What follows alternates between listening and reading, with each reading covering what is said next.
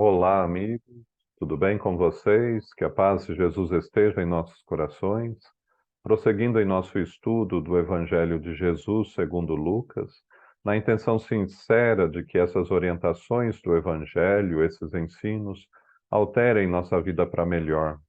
A mensagem do Evangelho é uma mensagem viva, que realmente transforma, mas necessita da nossa predisposição a essa transformação, da análise e reflexão sincera do que somos hoje e do que podemos ser sob a ação reformadora, transformadora do Evangelho de Jesus.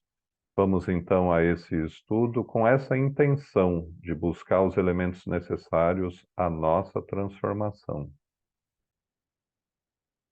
Então vamos lá, o estudo do Evangelho de Jesus segundo Lucas, hoje o capítulo 2.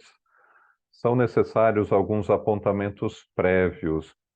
É importante, porque referido em todos os evangelhos, mas no Evangelho de Lucas ele faz bastante referência aos anjos. Então é importante trazer um pouco o que o Espiritismo nos fala a respeito dos anjos, porque a humanidade entende o anjo como um ser celeste criado à parte dos homens, à parte da humanidade. Seres criados já perfeitos, que podem usufruir das benesses do céu, que ainda não é aberto ao homem. Mas o Espiritismo explica que os anjos são espíritos, como nós, já num estado mais adiantado de aprimoramento, mais evoluídos. E nessa situação, mais evoluídos que estão, eles são os grandes mensageiros da vontade de Deus ao homem.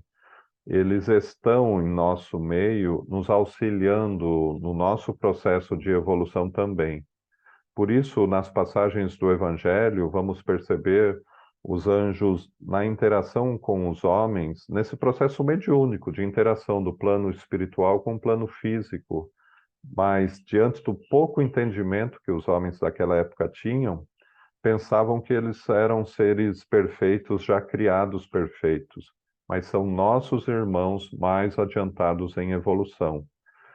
Percebemos no Evangelho que eles aparecem aos homens e assim são retratados com longas vestes brancas, mas na essência eram assim que as pessoas se vestiam naquela época, com túnicas, com vestes longas, e seria estranho que eles aparecessem com roupas mais modernas, porque não era próprio da época e eles não seriam compreendidos se aparecessem assim.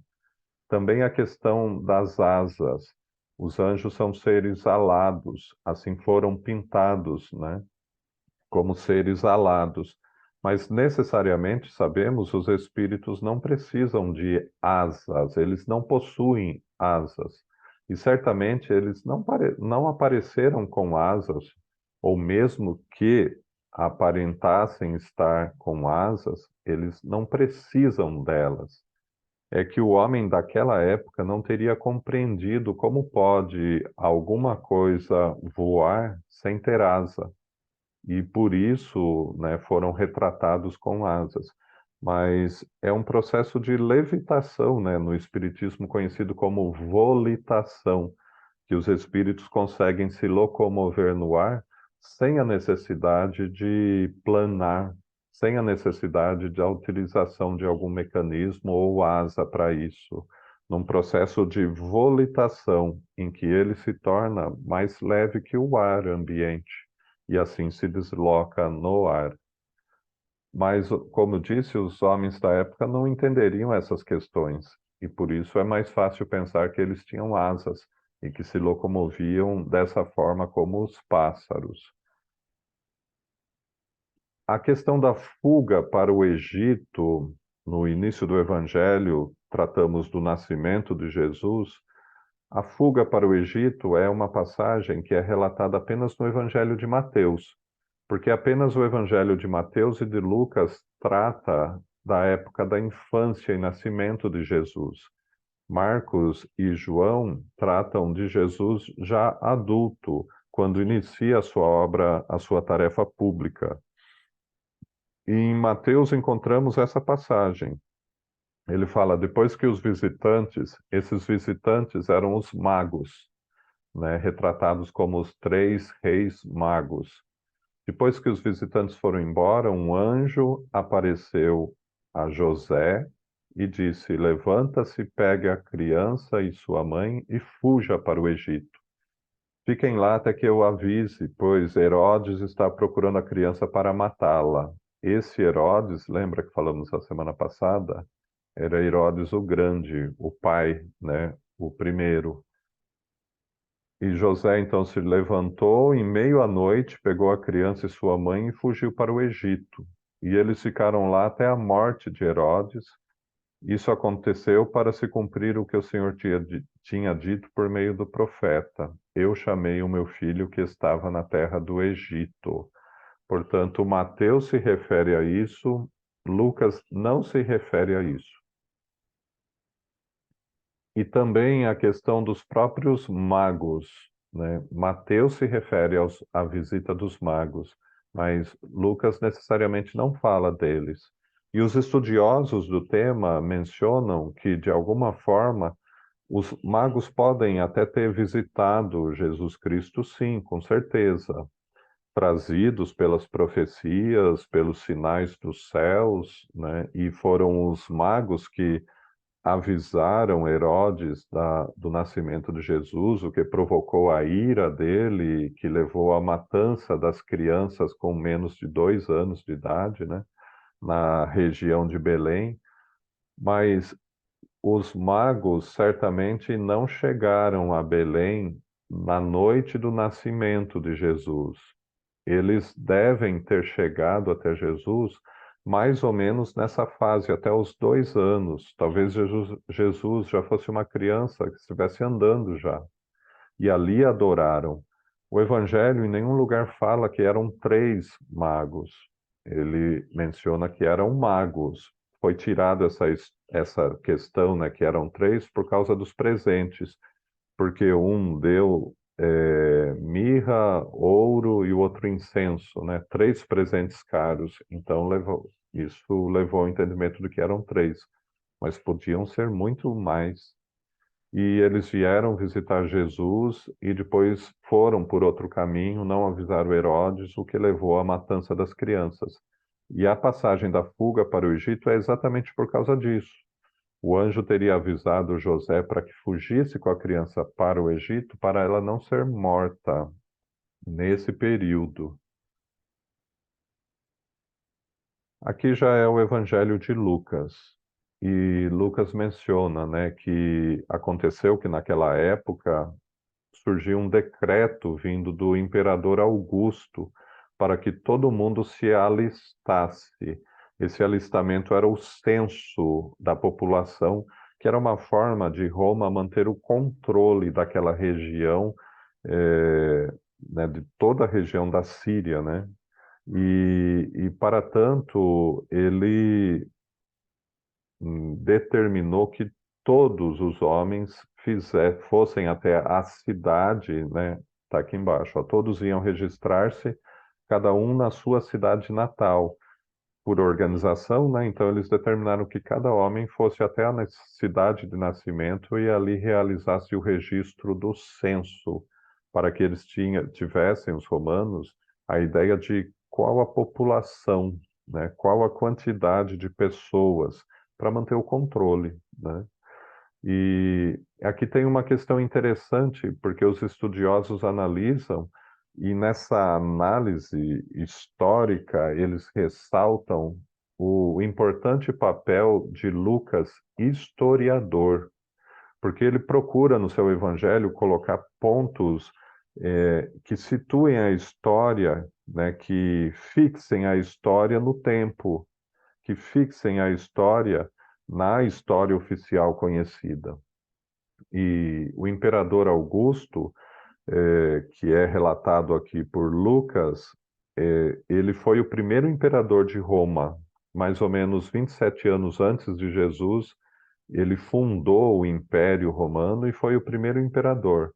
Roma, 500 anos antes de Jesus, era uma monarquia. que se tornou uma república e, no ano 27 antes de Jesus, se tornou o império, e Augusto foi o seu primeiro imperador. Então, ali ele está situando no tempo a história. E uma questão interessante também é a que ele menciona: este primeiro alistamento, esse primeiro censo foi feito sendo Quirino governador da Síria. A Síria era uma província do qual a Judéia fazia parte. Os historiadores ficam assim com uma questão sobre essa passagem, porque Quirino, ele foi governador da Síria no ano sexto depois do nascimento de Jesus. Então logo pensaram, não, a história, o evangelho está errado, porque a história diz que Quirino foi governador da Síria no ano sexto e realmente, né, determinou um alistamento, né, determinou que fosse feito um censo. Mas, analisando melhor a história, os estudiosos do assunto dizem que o Evangelho de Lucas não está errado, porque, de fato, Quirino foi governador da Síria por duas vezes, né? No ano sexto, depois do nascimento de Jesus, ele foi efetivamente o governador da Síria. Mas, na época de Jesus, ele foi o governador militar da Síria. Ainda, né, estava naquelas campanhas militares e ele foi o líder. E por isso ele destaca, né, os estudiosos destacam que governador em grego, que é a língua que foi escrito o Evangelho de Lucas, governador é essa palavra aqui, hegemoneu. E hegemoneu não significa só governador, como foi tomado o significado no Evangelho, né? Ele significa também o líder, né? Estar liderando. E é necessariamente o que Quirino estava fazendo no tempo que Jesus nasceu. E ele determinou, nessa época do nascimento de Jesus, um alistamento. E é por isso que Lucas, vejam, ele fala: este primeiro alistamento foi feito, né, sendo Quirino governador. Primeiro, porque no ano sexto teve o segundo.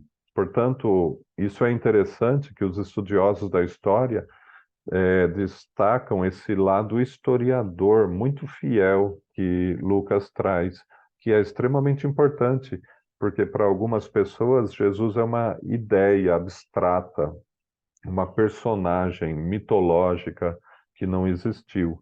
E Lucas cumpre esse papel de mostrar, situar a passagem de Jesus no momento histórico em que ele narra. Portanto, aconteceu que, né, o imperador determinou o censo e José era descendente da família de Davi e, portanto, deveria, né, ir até a cidade de Belém, onde nasceu.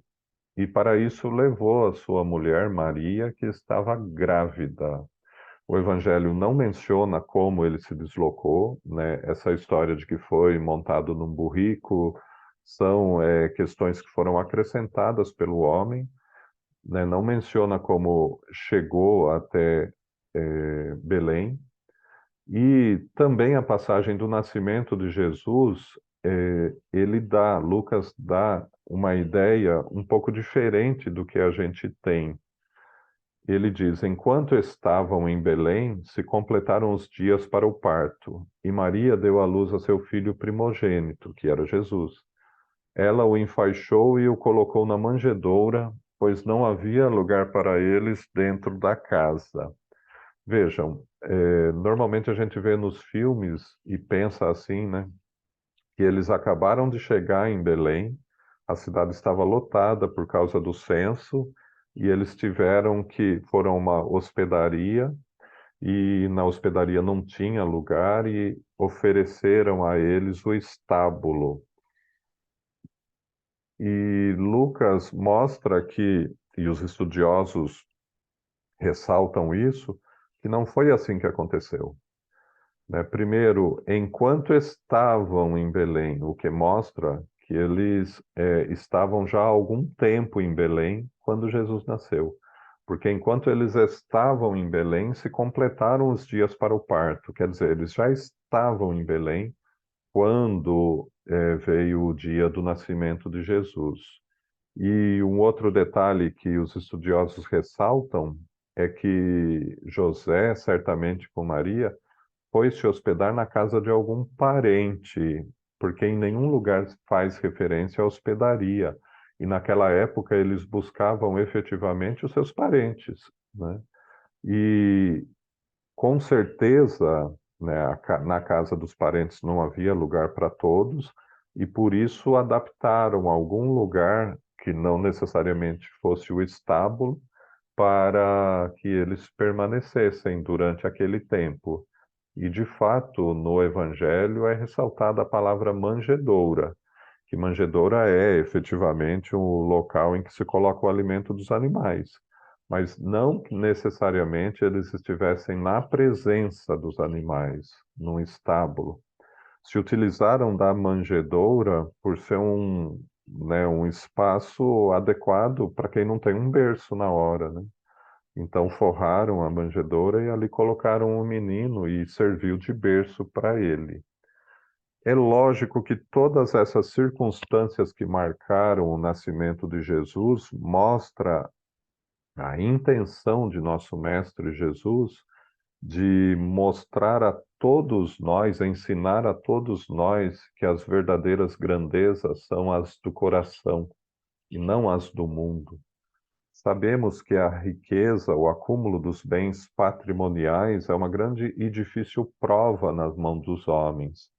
E isso é dado por Deus a alguns como um processo efetivo de aprendizado, de como lidar com o poder que as riquezas oferecem aos homens, mas que ele não veio ao mundo para ser um grande rei, né, como a gente imaginava e esperava. Por isso, o nascimento de Jesus marca uma contradição, porque todo mundo aguardava um grande e destemido rei, né, que conquistasse com o seu poder militar, o seu poder de mando. E Jesus veio mostrar que a nossa passagem no mundo deve ser importante para nós e para o mundo, na demonstração da grandeza que trazemos no coração, a grandeza dos nossos valores e não do que possuímos, porque, como ele bem exemplificou, é possível fazer uma grande obra que marque a história da humanidade sem ter acúmulo de bens materiais. Quando falamos da questão da prosperidade, sempre ressaltamos a ideia da prosperidade como um conjunto de valores que não necessariamente se traduzem no acúmulo de bens materiais. Acreditamos sinceramente que a pobreza é uma deficiência da nossa mente, é uma deficiência nossa que deve ser sanada, porque todos temos condições de ter o necessário à nossa vida no mundo e até o conforto necessário à nossa família. É a gente que atrapalha tudo e cria a dificuldade e a necessidade financeira. Mas Jesus veio nos mostrar, e é isso que importa, que não há necessidade de um acúmulo de bens patrimoniais para sermos felizes e para cumprirmos a nossa tarefa no mundo. E como eu disse, ele marca essa contradição, porque ele veio ser totalmente diferente do que o homem aguardava. E a gente deve ter bastante cuidado ao pensar sobre Jesus, porque se a gente analisar bem a ideia que se faz de Jesus hoje em dia, o Jesus que a humanidade pensa, do jeito que ele pensa, não é um Jesus cristão, né? Porque Jesus é diferente do que a gente imagina. Jesus é uma pessoa que deve ser, por isso, bastante analisada por nós, porque ele é o modelo e guia da humanidade, segundo questão 625 do Livro dos Espíritos, mas ele é alguém que se fez grande diante da, da pequenez em que se colocou no mundo, na humildade em que se colocou no mundo. Mas tudo isso a gente vai refletir no tempo, no momento certo, para não ficar muito longa a nossa exposição de hoje. E o Evangelho de Lucas relata que no campo próximo de onde Jesus havia nascido, haviam pastores pastoreando à noite e notaram uma luz diferente e nisso um anjo apareceu diante deles. Aqui nós vamos ver que, como já ressaltamos, os anjos eram espíritos e a aparição dos espíritos pode ser de duas formas, né? Ou eles se utilizando da vidência dos homens, que daí é a predisposição orgânica, a mediunidade da vidência, ou eles se mostram, e aí apenas aqueles que são videntes conseguem enxergar, né? O que pode ter acontecido em muitos momentos da aparição de espíritos interagindo com os homens nos textos sagrados, ou eles, para serem vistos de mais pessoas, e aí essas pessoas não precisariam ser médiums, eles se materializam, né? Que é um fenômeno mediúnico estudado por Kardec no Livro dos Médiuns. Eles se envolvem da nossa matéria mais densa para poder ser percebido, captado pelo nosso senso da visão, pelo nosso sentido, né, da visão. E no caso, mostrando-se aos pastores, talvez ele estivesse nesse sentido materializado, para que todos percebessem. O fenômeno luminoso é próprio do fenômeno da transfiguração, também estudada por Kardec. O espírito consegue fazer o seu perispírito irradiar a luz, né? Como aconteceu com Jesus no Monte Tabor. Então, nessa passagem é relatado: um anjo do Senhor apareceu aos pastores. A glória do Senhor os envolveu em luz, e eles ficaram com muito medo. Mas o anjo disse aos pastores: não tenham medo. Eu anuncio para vocês a boa notícia, que será uma grande alegria para todo o povo. Hoje, na cidade de Davi, nasceu para vocês um Salvador, que é o Messias, o Senhor. Então é um momento de gozo, um momento de alegria. Aqueles homens se maravilharam com essa notícia e saíram buscando o local onde estava Jesus. E o anjo disse mais ou menos como eles conseguiriam encontrar Jesus. Falou da manjedoura, falou que a criança estaria envolta em panos simples. E eles foram, encontraram e adoraram a Jesus, relatando a José e a Maria tudo o que tinha acontecido no campo. E lembrem, Lucas conversou com Maria e certamente conseguiu dela esses relatos que o Evangelho ressalta em muitos momentos. Maria guardava todas essas coisas no seu coração.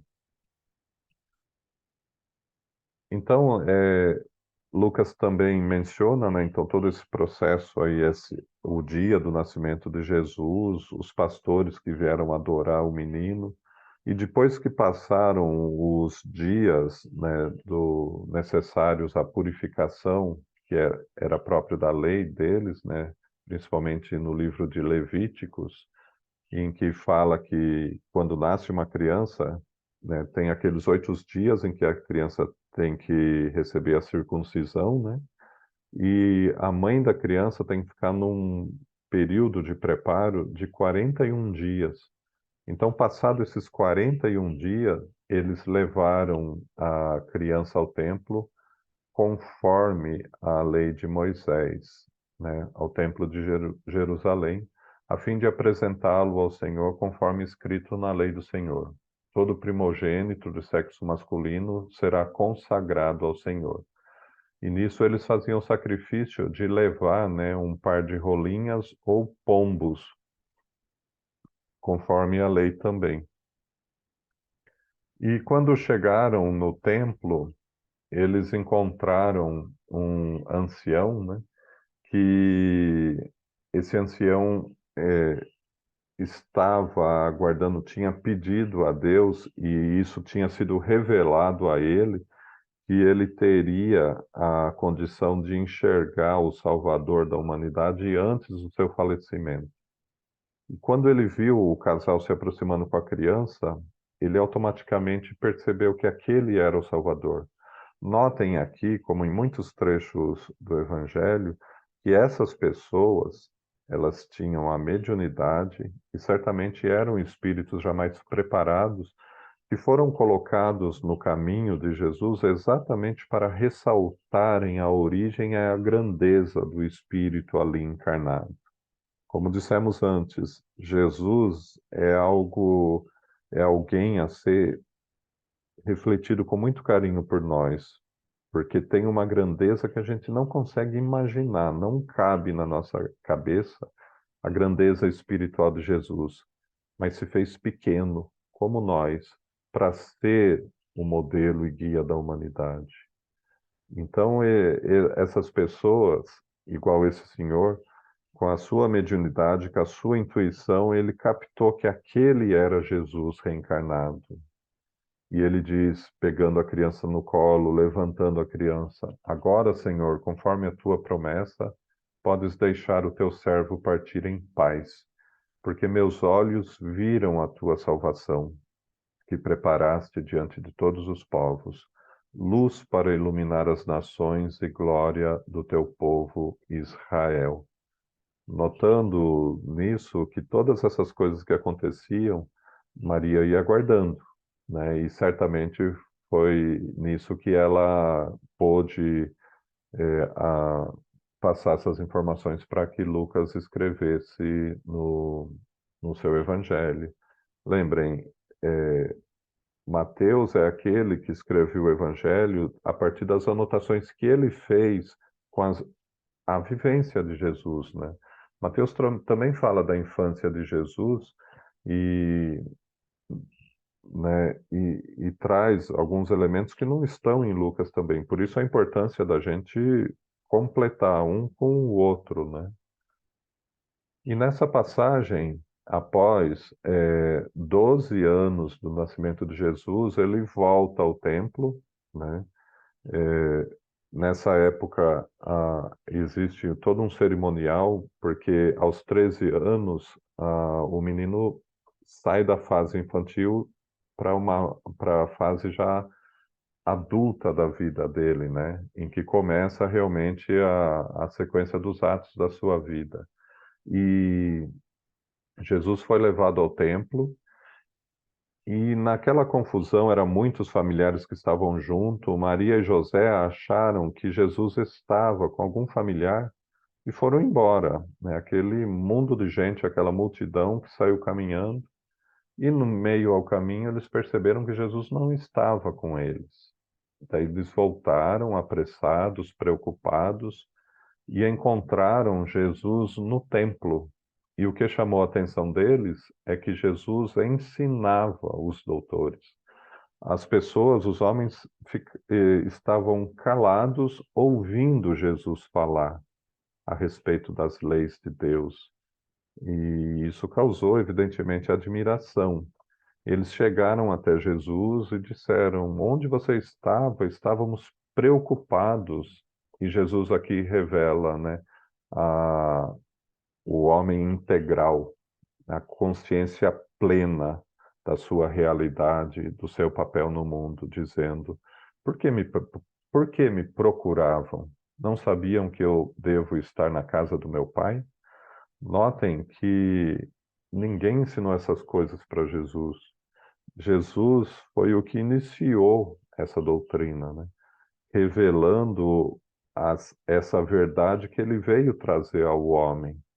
E aos 12 anos de idade, como antes, certamente, ele já revelava traços da, dessa verdade que foi a sua vinda ao mundo, trazer a boa nova, encaminhar os homens no rumo do aprimoramento espiritual. Portanto, não havia dúvida em Jesus. Ele sabia muito bem, desde o início, o que ele tinha que fazer no mundo. Ele sabia muito bem, desde o início, qual era o seu papel, qual era a sua tarefa, a sua missão. E isso fica bem claro quando a gente analisa o primeiro milagre de Jesus, que é a transformação da água em vinho. Aquela passagem, né, em que Jesus vai às bodas de Canaã, né, e o vinho acaba. E os noivos estão numa situação difícil. Naquela época era bastante constrangedor isso acontecer. E Maria pede a ajuda de Jesus nessa sua primeira manifestação pública. Maria pede a ajuda e ela diz, né, às pessoas que estão ali, façam tudo o que ele determinar. Né? Pediu a ajuda dele e determina as pessoas, façam tudo o que ele disser, mostrando assim a confiança que ela tinha de que Jesus podia ajudar. E por que ela tinha essa confiança? Porque ela viveu com Jesus toda a infância até aquela fase e conhecia muito bem o potencial que Jesus trazia. Jesus certamente para eles não escondia nada disso, né? Os evangelhos não falam, né, com detalhes a infância de Jesus, mas devem ter acontecido muitas coisas que Maria foi guardando para si, né? Alguns evangelhos apócrifos contam mais detalhes da vida de Jesus, durante a infância, mas a gente vai se limitar aos comentários desses 4 evangelhos, reconhecidos, né? E o, esse capítulo 2 ele traz bastante informação, já nos situando na história, como dissemos, né? Iniciando a caminhada de Jesus no mundo. Ele traz essa passagem que não consta dos outros evangelhos, somente Lucas trouxe, né, de Jesus menino no templo, e ele mostra, como dissemos, esse lado de Maria. Maria conservava todos esses fatos e meditava sobre eles em seu coração. Sabemos que Maria, que cuidava de Jesus, né, Maria e José, eles deviam ter presenciado muita coisa, né? Deviam ter presenciado muita coisa, ainda mais levando em conta que tanto Maria quanto José tinham percepções mediúnicas, porque os dois conversavam com os anjos, né, que são os espíritos. Então imaginem quanta coisa eles presenciaram com Jesus Cristo, né? E muito disso ela soube passar aos evangelistas que anotaram no seu evangelho. Sabemos que Maria, após a morte de Jesus, foi deixada aos cuidados de João Evangelista, né? E passou de fato a residir com João numa casa nas proximidades de Jerusalém. E era um caminho de acesso à cidade. E ali ela tinha um grande trabalho assistencial de atender aos necessitados do caminho, mostrando assim o quanto se desenvolveu nesse contato com Jesus e pôde realizar uma grande obra assistencial no nome de Jesus. E quando desencarna, Maria é aquela que criou e mantém até hoje um trabalho assistencial aos suicidas no plano espiritual, conforme informes da literatura espírita. Ela atende, né, as equipes de Maria atendem até hoje aos nossos irmãos equivocados que adentraram o caminho do suicídio. E ela inicia esse trabalho auxiliando um suicida em especial, que é Judas Iscariotes. Quando Judas, não suportando a culpa de ter traído Jesus, porque ele achava que Jesus, forçado, iria mostrar, né, toda a sua grandeza espiritual, mas Jesus não veio para isso, né? Então, diante da morte de Jesus, da prisão, né, que ele sabia que ia levar à morte de Jesus, não suportando, ele se enforcou e se suicidando, ele ficou algum tempo sofrendo no mundo espiritual. Dizem até alguma literatura que na, na oração católica, né, do creio, fala que Jesus desceu à mansão dos mortos antes de subir aos céus, né? E no Evangelho é mencionado isso. E Jesus ainda não subiu aos céus.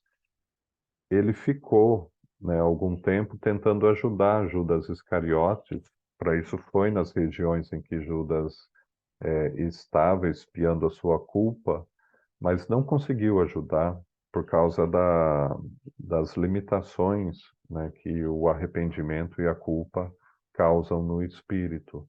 E foi Maria quem foi, no tempo devido, socorrer Judas Iscariotes, uma passagem muito bonita, transcrita, né, narrada por Humberto de Campos. E então que a gente consiga, nessa análise do Evangelho de Jesus, reter, pouco a pouco, de aula em aula, né, de vídeo em vídeo, reter essas coisas que nos chamam a atenção e ir construindo dentro de nós, pouco a pouco, também essa manjedoura, né? Construindo aquele espaço em nosso coração para que Jesus venha habitar conosco a intimidade do nosso ser. Isso se faz com toda certeza através, né, do conhecimento do Evangelho de Jesus, criando em nós o espaço ideal para que Jesus se manifeste em nossas ações, pensamentos, no nosso coração. Que Jesus nos abençoe a todos e nos ajude nas reflexões sobre o seu Evangelho. Até a semana que vem, se Deus quiser.